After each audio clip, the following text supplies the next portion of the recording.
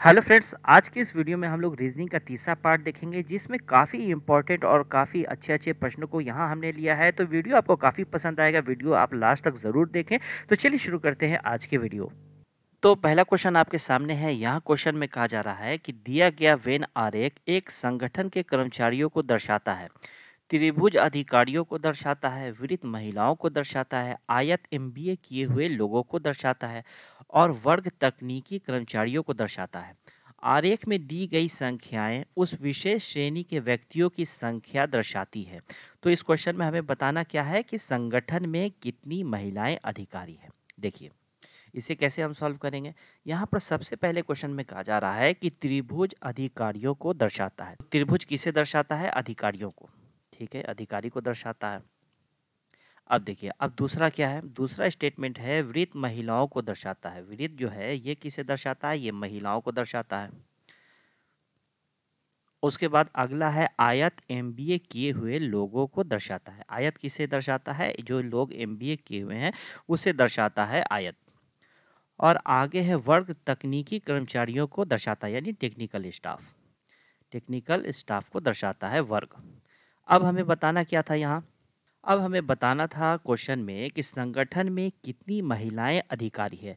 संगठन में कितनी महिलाएं हैं जो अधिकारी है। अधिकारी कहाँ पर है? ये त्रिभुज अधिकारी को दर्शाता है। महिलाएं किसको दर्शाता है? ये वृत्त।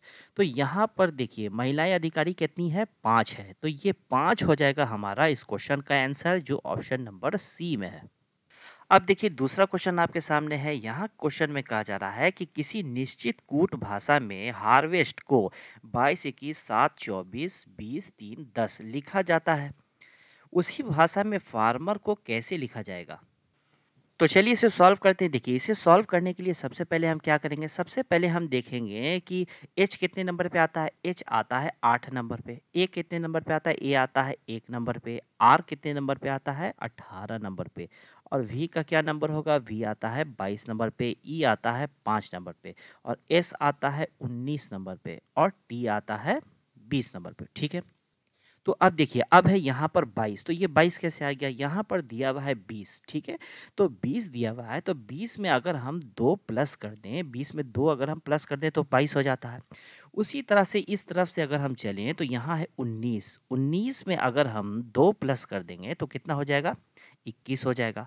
उसी तरह से यहाँ पर ई का क्या नंबर हमने लिखा है? 5 लिखा है। 5 में अगर हम यहाँ पर 2 जोड़ दें तो क्या हो जाता है? 7 हो जाता है। ठीक है, 7 हो जाता है। उसी तरह से वी है 22 नंबर पे। 22 में अगर हम यहाँ पर 2 जोड़ दें तो यहाँ 24 हो जाता है। ठीक है, उसी तरह आर है 18 नंबर पे। तो 18 में अगर यहाँ पर हम 2 जोड़ देंगे तो ये क्या हो जाएगा? ये 20 हो जाएगा। उसी तरह से यहाँ है ए। ए कितने नंबर पे है? 1 नंबर पे है। तो 1 में अगर हम 2 जोड़ देंगे तो कितना हो जाएगा? 3 हो जाएगा। ठीक है, उसी तरह से लास्ट क्या है? एच है। एच है 8 नंबर पे। तो 8 में अगर हम 2 जोड़ देंगे तो क्या हो जाएगा? 10 हो जाएगा। तो इस तरह से यहाँ पर ये फॉर्मेट बन रहा है। उसी तरह से हम क्या करेंगे? फार्मर को सॉल्व करें। तो चलिए इसे सॉल्व करते हैं। देखिए, सबसे पहला काम हमारा क्या है? सबसे पहले हम अल्फ़ाबेट का नंबर लिख लेंगे। एफ कितने नंबर पे आता है? एफ यहाँ पर आता है 6 नंबर पे। ए आता है 1 नंबर पे। आर आता है 18 नंबर पे। एम आता है 13 नंबर पे। ई आता है 5 नंबर पे। और आर आता है 18 नंबर पे। तो देखिए, अब हमें क्या करना है? अब हमें दो दो प्लस करना है। हम इधर से स्टार्ट करेंगे। ठीक है, 18 में 2 अगर हम जोड़ देंगे तो क्या हो जाएगा? 20 हो जाएगा। उसी तरह से 5 है यहाँ पर। 5 में अगर हम 2 जोड़ देंगे, ठीक है, 2 जोड़ देंगे तो क्या हो जाएगा? 7 हो जाएगा यहाँ पर। उसी तरह से यहाँ पर 13 है। 13 में 2 जोड़ेंगे तो कितना हो जाएगा? 15 हो जाएगा। फिर यहाँ पर क्या है? 18 है। 18 में अगर हम 2 जोड़ेंगे तो कितना हो जाएगा? 20 हो जाएगा। ठीक है, उसी तरह से यहाँ पर 1 है। 1 में अगर 2 प्लस करेंगे तो क्या हो जाएगा? 3 हो जाएगा। यहाँ पर 6 है। 6 में अगर हम 2 जोड़ेंगे तो कितना हो जाएगा? 8 हो जाएगा। अब देखिए, क्या यहाँ पर आंसर आ रहा है हमारा? 20, 7, 15, 20, 3, 8 किसी में है? तो यहाँ पर आप देख रहे हैं कि ऑप्शन नंबर ए में है। तो ये हो जाएगा हमारा इस क्वेश्चन का आंसर। तो अब चलिए तीसरा क्वेश्चन देखते हैं। देखिए, यहाँ पर क्वेश्चन में कहा जा रहा है कि आशा और लता की वर्तमान आयु का अनुपात 5:6 है। यदि उनकी आयु में 6 साल का अंतर है तो 5 साल बाद लता की आयु क्या होगी? तो चलिए इसे सॉल्व करते हैं। देखिए ये एक काफ़ी ईज़ी क्वेश्चन है, इसे हम काफ़ी आसान तरीके से सॉल्व कर सकते हैं। देखिए, यहाँ पर आशा और लता का रेशियो दिया हुआ है, किसका? आशा और लता का। तो यहाँ आशा और लता का कितना रेशियो है? यहाँ पर रेशियो है इन दोनों का 5:6, ठीक है? और आगे क्वेश्चन में क्या कहा जा रहा है? आगे क्वेश्चन में कहा जा रहा है कि यदि उनकी आयु में 6 साल का अंतर है, ठीक है? 6 साल का अंतर है, तो इसे हम कैसे लिखेंगे? देखिए, इसे हम ऐसे लिख सकते हैं 6x माइनस 5x, ठीक है, बराबर 6। तो यहाँ पर क्या हो गया? इन दोनों का अंतर यहाँ हमने लिख लिया 6 वर्ष, 6 साल का अंतर है। अब आगे क्वेश्चन में कहा जा रहा है कि 5 साल बाद लता की आयु क्या होगी? तो सबसे पहले यहाँ पर हम क्या निकालेंगे? लता की वर्तमान आयु, ठीक है? वर्तमान आयु लता का कितना है? तो यहाँ पर 6x में से 5x अगर जाएगा तो x यहाँ पर क्या हमें मिलेगा? 6 मिलेगा, ठीक है? x हमारा 6 निकल गया है। तो लता का वर्तमान आयु हमें निकालना है, तो हम क्या करेंगे? लता का रेशियो कितना है? लता का रेशियो यहाँ पर है 6, 6 है, ठीक है? तो 6x बराबर क्या हो जाएगा? 6 में 6 से अगर गुना कर दें हम, तो हो जाएगा यहाँ पर 36, ठीक है? 36 यानी कि लता की वर्तमान आयु है 36। अब क्वेश्चन में कहा जा रहा था कि 5 साल बाद लता की आयु क्या होगी? तो ये वर्तमान आयु है, इसमें 5 वर्ष हम ऐड कर देंगे, तो कितना हो जाएगा? 41। तो 41 वर्ष हो जाएगी लता की आयु। ये हो जाएगा क्वेश्चन का आंसर, जो ऑप्शन नंबर सी में है।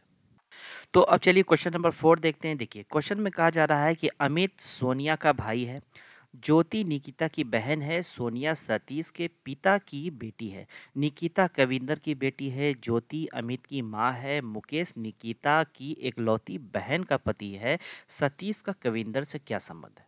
तो चलिए इसे सॉल्व करते हैं। देखिए इसे देखकर आपको लग रहा होगा ये क्वेश्चन काफ़ी टफ है, लेकिन इसे हम काफ़ी इजी वे में सॉल्व करेंगे। देखिए सबसे बेसिक बात पहले आप जान लें, यहाँ पर ब्लड रिलेशन के क्वेश्चन में हम इसे सॉल्व करेंगे तो इसके सबसे पहले हम कैसे साइन को लिखेंगे? देखिए भाई बहन के लिए हम क्या करेंगे? भाई और बहन अगर हमें दर्शाना हो तो इस साइन का हम यूज़ करेंगे, ठीक है? इस साइन का यूज़ हम करेंगे भाई बहन के लिए। और देखिए अगर हमें पिता और पुत्र या माता और पुत्र के बारे में अगर हमें दर्शाना हो तो हम कैसे इसे दर्शाएंगे? देखिए हम इस साइन का यूज़ करेंगे पिता और पुत्र के लिए, डाउन एरो का यूज़ करेंगे पिता और पुत्र के लिए। और अगर हमें पति और पत्नी के बारे में दर्शाना हो तो हम डबल लाइन खींचेंगे, ठीक है? इस एरो का यूज़ हम करेंगे पति और पत्नी के लिए, ठीक है? और हम क्या करेंगे? फीमेल अगर हमें दिखाना होगा तो माइनस साइन का यूज़ हम कर लेंगे, और अगर हमें मेल के बारे में दिखलाना होगा तो हम प्लस साइन का यूज़ करेंगे। अब चलिए हम क्वेश्चन को सॉल्व करना स्टार्ट करते हैं। देखिए यहाँ पर हम क्या करेंगे? एक-एक स्टेटमेंट पढ़ते चलेंगे और उसे लिखते चलेंगे। सबसे पहला स्टेटमेंट क्या है? सबसे पहले कहा जा रहा है कि अमित सोनिया का भाई है, ठीक है? अमित क्या है? सोनिया का भाई है। तो सबसे पहले इसे हम लिख लेंगे सोनिया, ठीक है? अमित भाई है सोनिया का, इस एरो का हम यूज़ करेंगे तो यहाँ अमित हो जाएगा। अमित भाई है सोनिया का, तो यानी एक ये मेल पर्सन है, तो इसमें हम प्लस का साइन लगा देंगे। अब आगे देखिए, अब नेक्स्ट स्टेटमेंट हमारा क्या है? ज्योति निकिता की बहन है। दूसरा स्टेटमेंट क्या है हमारा? ज्योति निकिता की बहन है, तो इसे हम अलग लिख लेंगे, अलग स्टेटमेंट है। यहाँ पर हो जाएगा ज्योति, ये किसकी बहन है? निकिता की।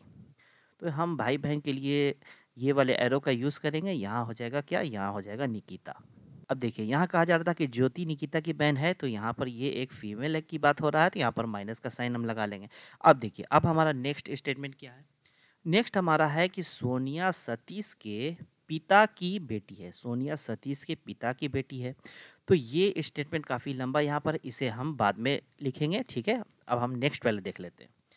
नेक्स्ट हमारा यहाँ पर क्या है? नेक्स्ट है निकिता कविंदर की बेटी है। निकिता कौन है? निकिता है कविंदर की बेटी। तो यहाँ पर निकिता है तो कविंदर की बेटी है, तो कविंदर को हम ऊपर लिख देंगे, ठीक है? डाउन एरो का हम यूज़ करेंगे पिता और पुत्र के लिए। देखिए यहाँ पर हो जाएगा कविंदर। अब देखिए अब हमारा नेक्स्ट स्टेटमेंट क्या है? ज्योति अमित की माँ है। ज्योति जो है वो अमित की माँ है, तो हम किसका एरो का यूज़ करेंगे? डाउन एरो का यूज़ करेंगे। ज्योति अमित की माँ है, ठीक है? ये हो गया। अब अगला स्टेटमेंट हमारा क्या है? मुकेश, मुकेश निकिता की एकलौती बहन का पति है। मुकेश निकिता की एकलौती बहन का पति है। निकिता की एकलौती बहन कौन है? निकिता की एकलौती बहन है ज्योति, ठीक है? ज्योति है। और मुकेश क्या है? मुकेश ज्योति का पति है, ठीक है? तो पति पत्नी के लिए हम ये वाले एरो का यूज़ करेंगे, ठीक है? यहाँ क्या हो जाएगा? मुकेश। ये पति है तो प्लस का साइन, ये पत्नी है तो यहाँ पर माइनस का साइन है, ठीक है। अब हमारा यहाँ पर क्या बच रहा है, हमारा एक स्टेटमेंट सिर्फ यहाँ पर बच रहा है, वो कौन सा है? वो है यहाँ पर सोनिया। सोनिया सतीश के पिता की बेटी है। सोनिया सतीश के पिता की बेटी है। अब देखिए, सोनिया जो है वो किसकी बेटी है? सतीश के पिता की बेटी। तो यहाँ पर सतीश क्या है? सतीश हो जाएगा सोनिया का भाई, ठीक है, सतीश हो जाएगा सोनिया का भाई। तो इसे हम कैसे करेंगे? हम ये वाले एरो का यूज़ करेंगे, यहाँ पर सतीश हो जाएगा।